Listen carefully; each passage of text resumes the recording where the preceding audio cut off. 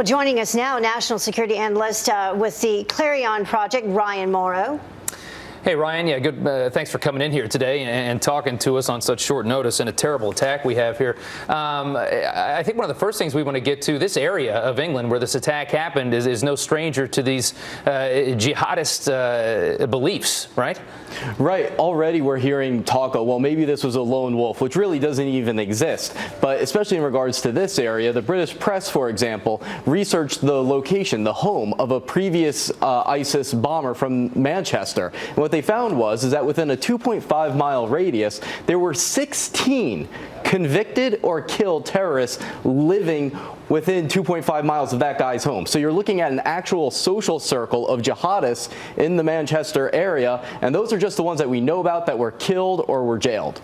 And we were speaking about this a little bit earlier, tackling the ideology, getting into the minds of these people. And you say it doesn't really matter what group they pledge allegiance to or they do attacks like this in the name of. What matters is getting to the heart of what's inside and how to stop it.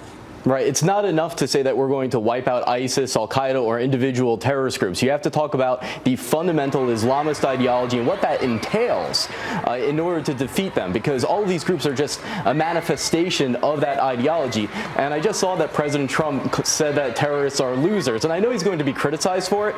And I just got to say, I love it. I've been saying on Fox that we need to be calling them losers for years, because when it appears that they are winning, that's how they win support. That's how many more people are radicalized, because then the terrorists, the jihadists, can say, look, this is proof that Allah is blessing our jihad, so call them losers. Yeah. Can we bring this out to a broader conversation, though? I know that inevitably immigration, and not immigration, but refugees are going to come out of this and be a conversation.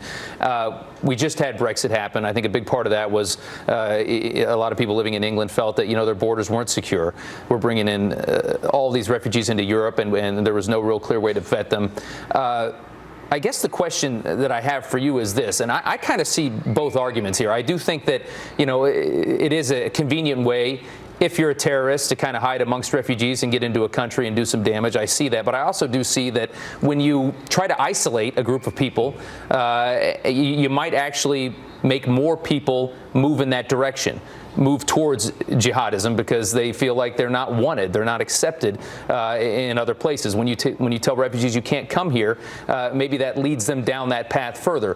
What do you say? Because this is obviously going to be a big part of this conversation in the aftermath of this attack. Sure. A genuine moderate does not kill children because a country says that you can't come here.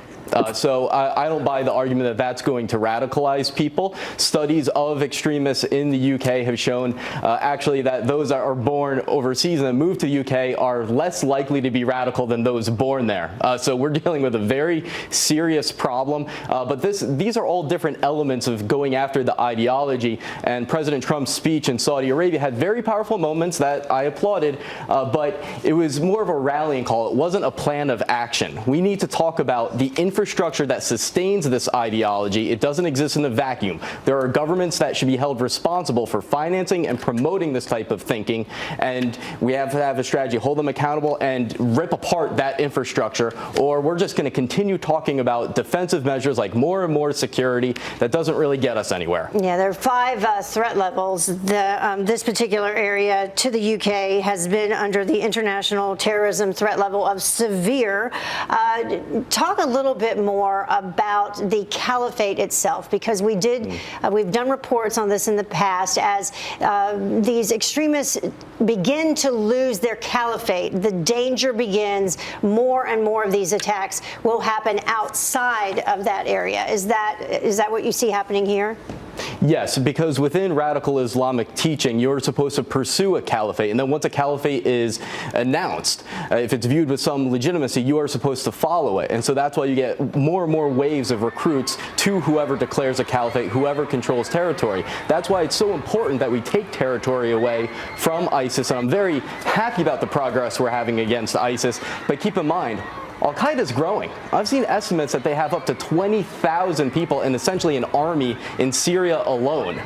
So beating up ISIS is positive, but be aware that another group will pick up the remnants, and this is all a manifestation of ideas like assembling the caliphate and destroying Israel, and we have to focus on those ideas and not individual groups. But that's what I was asking that, Ryan, as they lose territory with their caliphate, their physical territory, they lose it, then the danger is they branch out and we see more attacks in other countries.